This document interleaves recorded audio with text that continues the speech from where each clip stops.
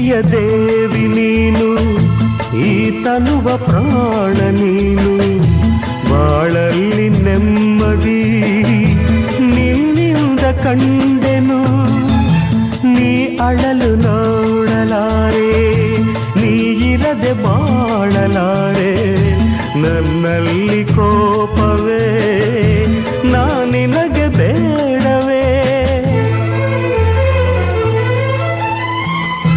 ನೀ ದೂರವಾದರೆ ನನಗಾರು ಆಸರೆ,